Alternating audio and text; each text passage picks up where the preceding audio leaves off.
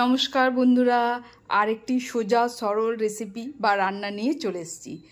যদি কোনো দিন খুব কাজের চাপ থাকে, বেশি রান্না বান্না করতে ইচ্ছা করছে না, তখন এই এক পদের রান্নাটি করে ভাতের সঙ্গে খেয়ে দেখো, খুব ভাল লাগবে। কিছুই না, একদম সরল।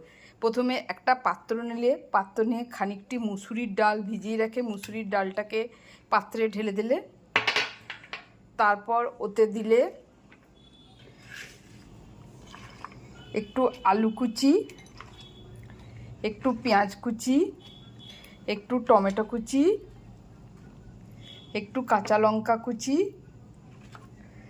পরিমাণ মতন হলুদ, পরিমাণ মতন লঙ্কার গুঁড়ো, কাশ্মীরি লঙ্কার গুঁড়ো, একটু ধনে গুঁড়ো, একটু জিরে গুঁড়ো, আর বেশ খানিকটা সর্ষের তেল।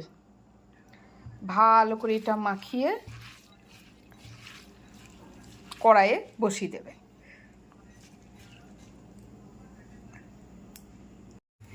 কড়াইয়ে তেল গরম করতে দেবে। তেল গরম হয়ে গেলে একটি শুকনো লঙ্কা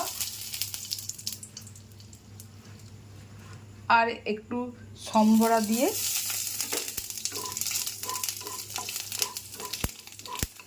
শুকনো লঙ্কা সম্বরাটাকে নেড়ে চেড়ে নেবে। হয়ে গেলে ওই যে মুসুরির ডাল, আলু, তেল একসঙ্গে মাখিয়ে রেখেছি, ওটা দিয়ে দেবে।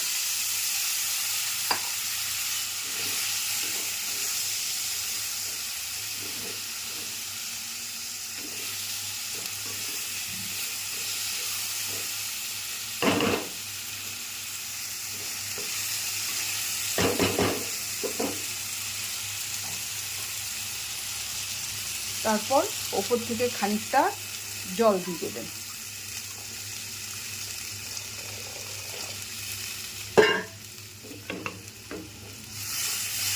জল দিয়ে ঢাকা দিয়ে দেবেন।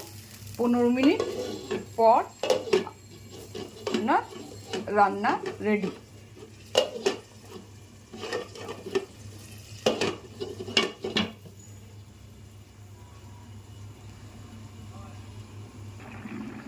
%50 সেদ্ধ হয়ে এসছে। এই দেখুন কলাই মুসুরির ডালটা।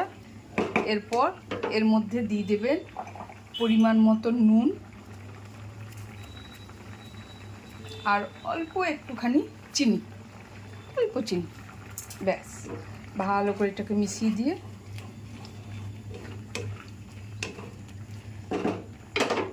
আরও কিছুটা ঢাকা দিয়ে রেখে দেবে।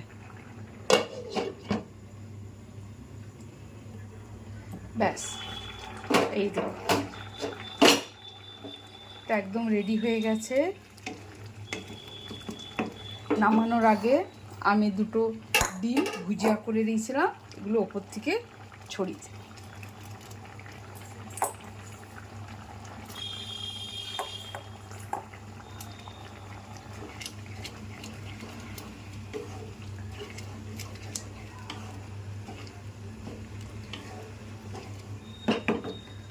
ধনে পাতা থাকলে একটু ধনে পাতা উপর দিয়ে ছড়িয়ে দেবেন, ভালো লাগে খেতে।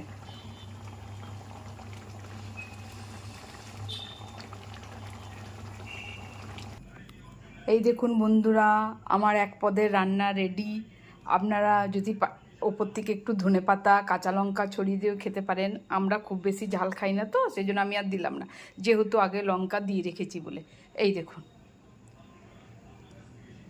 কেমন হয়েছে বন্ধুরা, জানাবেন। খুব সহজ রেসিপি, একবার করে দেখবেন, খেতে ভালো লাগবে। নমস্কার নমস্কার বন্ধুরা, নমস্কার।